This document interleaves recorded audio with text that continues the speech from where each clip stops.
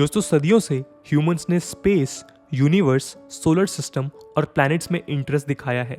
हर space exploration के साथ हमारा डिजायर टू नो बढ़ता ही चला गया है, जिसके कारण वर्ल्ड वॉर 2 के बाद स्पेस रिसर्च में इंस्टीट्यूशनल सेटअप हमें देखने को मिला। Doctor Vikram Sarabhai, doctor APJ Abdul Kalam, wing commander Rakesh Sharma और कल्पना चावला जैसे दिग्गज स्पेस साइंटिस्ट और एस्ट्रोनॉट्स ने इंडिया में स्पेस सेक्टर में फाउंडेशनल रोल निभाया है। इसरो को आज वर्ल्ड के टॉप 6 गवर्नमेंट स्पेस एजेंसीज में कंसीडर किया जाता है, जहां पहले इसरो ने 30 to 40 kg पेलोड वाले छोटे लॉन्चर से शुरुआत की। अब जीएसएलवी की मदद से 4000 kg पेलोड को आउटर स्पेस भेजा जा रहा है। वहीं जहां पहले हम अन्य कंट्रीज जैसे सोवियत यूनियन पर अपने मिशंस के लिए डिपेंडेंट थे, आज इसरो मेजर रॉकेट और सैटेलाइट लॉन्चिंग एजेंसी बन गई है। IBEF के अनुसार ग्लोबल स्पेस इकोनॉमी का वर्थ अराउंड $360 बिलियन है और इंडिया का कंट्रीब्यूशन अराउंड 2% या 7 बिलियन है। एक्सपर्ट्स के अनुसार इंडियन स्पेस सेक्टर अराउंड 48% से ग्रो करके 5 ईयर्स में करीब $50 बिलियन तक पहुंच जाएगा। चलिए आज हम इस वीडियो के माध्यम से जानते हैं कि कैसे स्पेस सेक्टर ने इंडिया में ग्रो किया और 21st सेंचुरी में क्या क्या चैलेंजेस उभर कर आ रहे हैं। साथ ही हम देखेंगे कैसे गवर्नमेंट इन चैलेंजेस को टैकल कर रहा है और एक नज़र डालेंगे फ्यूचर प्रॉस्पेक्ट्स पर, जिनके बलबूते पर हम भारत के 5 ट्रिलियन इकोनॉमी और मेक इंडिया ग्रेट अगेन के सपने को पूरा कर सकते हैं। नमस्कार दोस्तों, मेरा नाम है आदर्श और स्वागत है आपका स्टडी IQ में।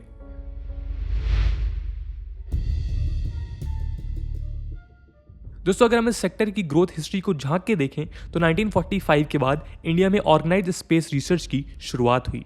इसमें लीड रोल प्ले किया डॉक्टर विक्रम साराभाई, जिन्होंने फिजिकल रिसर्च लैबोरेटरी अहमदाबाद, और होमी भाभा, जिन्होंने Tata institute of fundamental research का स्टैब्लिशमेंट किया।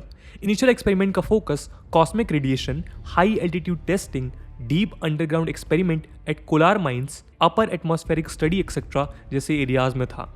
इंडिपेंडेंस के बाद 1950 में department of atomic energy establish किया गया with doctor Homi Bhabha as its secretary. इस डिपार्टमेंट की मदद से स्पेस रिसर्च को फंडिंग प्रोवाइड किया जाता था, जहां एक तरफ अन्य कंट्रीज मेट्रोलॉजी और अर्थ के मैग्नेटिक फील्ड पर फोकस कर रहे थे। 1957 में सोवियत यूनियन ने स्पुतनिक 1 लॉन्च कर मानो स्पेस सेक्टर में एक रेवोल्यूशन लाया। इस सक्सेसफुल लॉन्च से इंस्पायर होकर थुम्बा केरला में equatorial rocket launching station establish किया गया। इस स्टेशन की मदद से इंडिया का first indigenous sounding rocket Rohini develop किया गया और यहाँ से शुरुआत हुई भारत के रॉकेट लॉन्चिंग जर्नी की। इस सेक्टर के बढ़ते इंपॉर्टेंस को देखते हुए 1969 में इसरो का निर्माण किया गया। वहीं 1972 में independent department of space setup किया गया, जिनका focus area space technology development पर था। हालांकि एक्सपर्टीज की कमी होने के कारण हमें सोवियत यूनियन के साथ कोलैबोरेशन करना पड़ा। उनकी मदद से हमने इंटर कॉस्मॉस प्रोग्राम के तहत इंडिया का फर्स्ट सैटेलाइट आर्यभट्ट ऑर्बिट में भेजा। इस माइलस्टोन अचीवमेंट के बाद इसरो ने अपना फोकस इंडिजिनस लॉन्च व्हीकल पर किया, जिसकी शुरुआत हुई सैटेलाइट लॉन्च व्हीकल से। आपको बता दें कि SLV की मदद से पेलोड को लो अर्थ ऑर्बिट या 400 किलोमीटर तक पहुंचाया जाएगा। 1980 में इसरो ने रोहिणी सीरीज 1 सैटेलाइट को सक्सेसफुली लो अर्थ ऑर्बिट में प्लेस किया। USSR, US, France, UK, China और जापान के बाद इंडिया 7th कंट्री बनी जिन्होंने सैटेलाइट को ऑर्बिट में प्लेस किया। इस सक्सेस के बाद इसरो ने ऑगमेंटेड सैटेलाइट लॉन्च व्हीकल यानी कि ASLV प्रोग्राम इनिशिएट किया, जिसकी मदद से हैवियर पेलोड को लो अर्थ ऑर्बिट में प्लेस किया जाएगा। हालांकि मल्टीपल लॉन्च फेलियर्स के चलते इस प्रोग्राम को डिसकंटिन्यू किया गया। इसके बाद इसरो ने पोलर सैटेलाइट लॉन्च व्हीकल यानी PSLV पर काम करना शुरू किया, जिसे वर्क हॉर्स ऑफ इसरो भी कहा जाता है। ये एक मीडियम लिफ्ट लॉन्च व्हीकल है जिसकी मदद से पेलोड को सन सिंक्रोनस ऑर्बिट या 1000 किलोमीटर में प्लेस किया जा सकता है।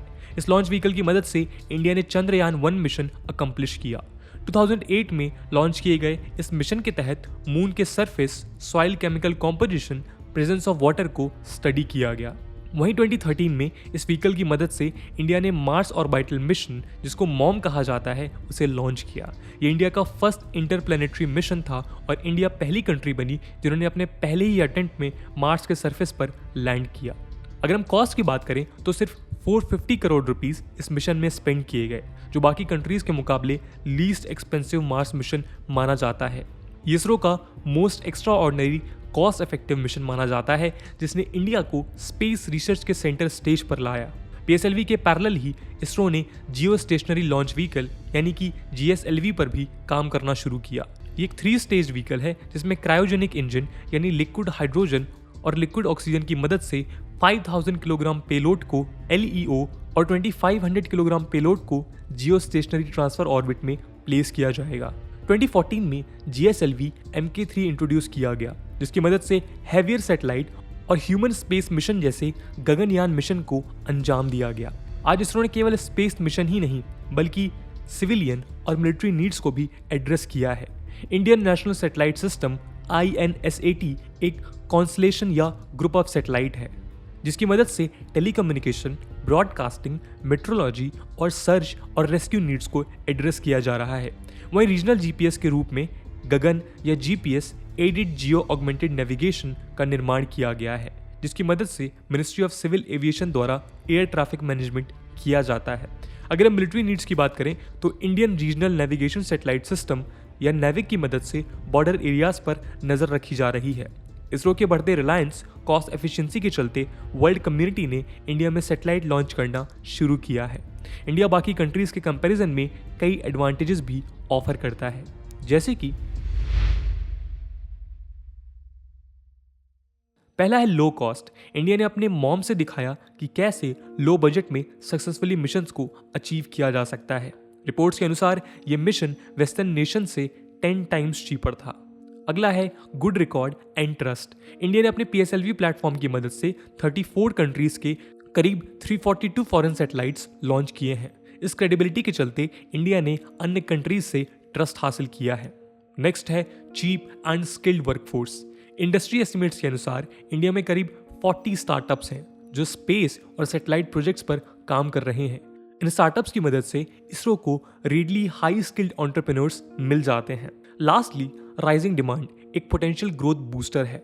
21st सेंचुरी में बढ़ते टेक्नोलॉजिकल इनोवेशन के साथ demand for higher bandwidth capacity, improved radar और थर्मल इमेजिंग एक्सेट्रा बढ़ते ही जाएगा।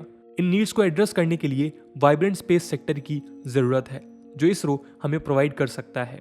इन एडवांटेजेस के बावजूद आज ये सेक्टर कई चैलेंजेस फेस कर रहा है।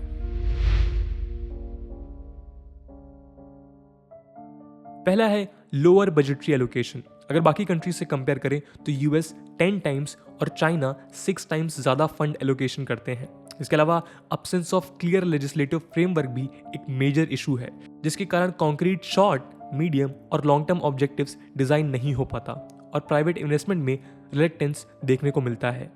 नेक्स्ट है lack of robust dispute settlement mechanism. Effective dispute resolution ना होने के कारण प्राइवेट सेक्टर ने इन्वेस्ट करने में दिलचस्पी नहीं दिखाई है।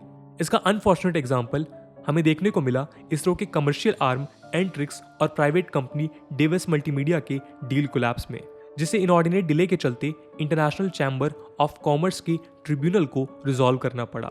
फाइनली ब्रेन ड्रेन, ये इंडिया के लिए एक बड़ी समस्या बन गया है।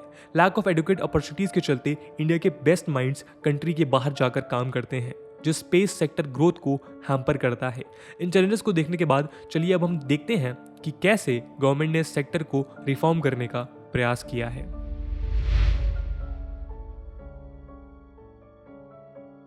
सबसे पहले हम बात करेंगे प्राइवेटाइजेशन ऑफ प्राइवेट सेक्टर की। दोस्तों, इस डायरेक्शन में गवर्नमेंट ने मार्च 2019 में न्यू स्पेस इंडिया लिमिटेड का निर्माण किया। ये एक गवर्नमेंट ओन्ड कंपनी है जिसे डिपार्टमेंट ऑफ स्पेस द्वारा एडमिनिस्टर किया जा रहा है। इसरो के कमर्शियल आर्म के तौर पर इनका काम है इसरो के प्रोडक्ट्स को मार्केट करना। इसी के साथ प्राइवेट इंडस्ट्री की मदद से पीएसएलवी और एसएसएलवी का प्रोडक्शन करना, स्पेस बेस्ड सर्विसेज जैसे transponder leasing, remote sensing, mission support activities etcetera को प्रोड्यूस और मार्केट करना।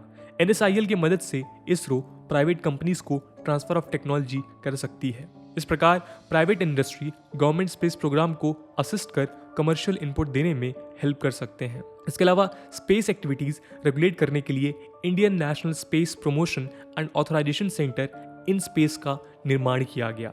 ये एक सिंगल विंडो नोडल एजेंसी होगा जो स्पेस एक्टिविटीज फैसिलिटेट और रेगुलेट करेगा।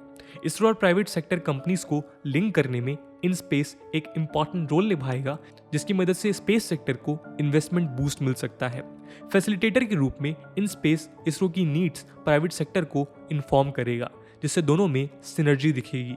इसके अलावा स्पेस सेक्टर को सप्लाई ड्रिवन मॉडल से डिमांड ड्रिवन मॉडल में रीओरिएंट किया जा रहा है। इसके तहत ISRO client specific products design करेगा जो इसरो के कमर्शियल ग्रोथ को बूस्ट करेगा। अगर हम लेजिस्लेटिव फ्रेमवर्क की बात करें तो recently draft space com policy 2020 introduce किया गया है। इस पॉलिसी की मदद से commercial use of satellites, orbital slots, ground stations for communication needs etcetera को रेगुलेट किया जाएगा। इसके अलावा फ्रेमवर्क स्टैब्लिश किया गया है जिसके तहत प्राइवेट प्लेयर्स को नए कम्युनिकेशन और ग्राउंड स्टेशन ऑथराइज किए जाएंगे।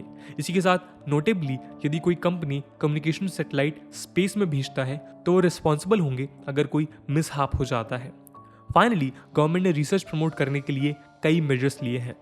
ISRO space science promotion scheme respond programme की मदद से यूनिवर्सिटीज में स्पेस साइंस रिसर्च को प्रमोट किया जा रहा है।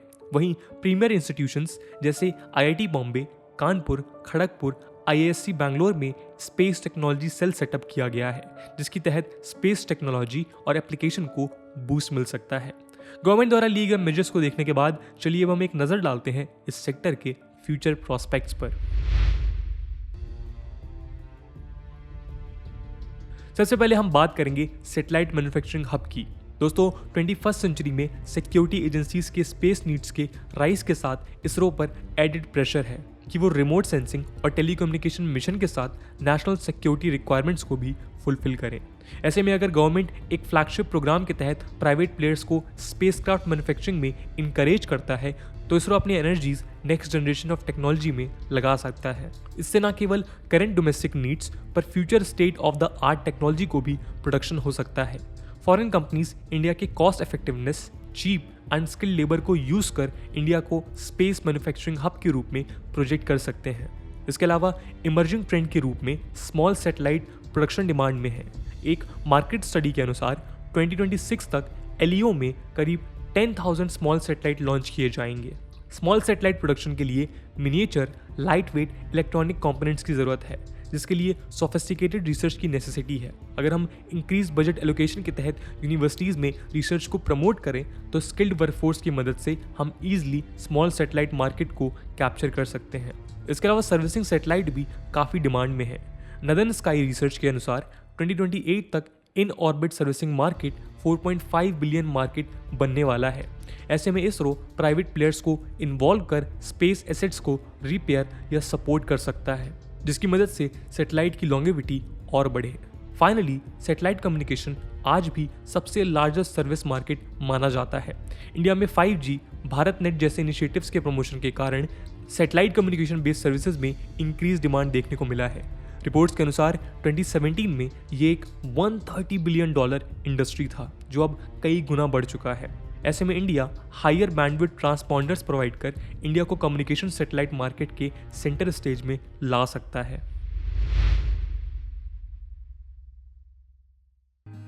तो दोस्तों इस प्रकार हमने देखा कि कैसे स्पेस सेक्टर ने इंडिया में ग्रो किया। अब वक्त है कि हम approval process, ease of doing business measures को स्ट्रीमलाइन करें जिससे प्राइवेट पार्टिसिपेशन बढ़े और हमारी 5 ट्रिलियन इकोनॉमी के सपने को हम जल्द ही रियलाइज करें। दोस्तों इस वीडियो में बताए गए गवर्नमेंट स्टेप्स और इनिशिएटिव्स के अलावा आपको क्या लगता है कि कौन से स्टेप्स गवर्नमेंट के द्वारा अभी भी लिए जाने बाकी हैं जो इसरो के लिए मददगार साबित होंगे? कमेंट सेक्शन में ज़रूर बताइएगा। आज की वीडियो के लिए इतना ही। आई होप आपको वीडियो पसंद आई होगी और अगर पसंद आई है तो अपने दोस्तों के साथ शेयर करना ना भूलें। हम मिलते हैं अगले वीडियो में, तब तक के लिए जय हिंद, जय भारत।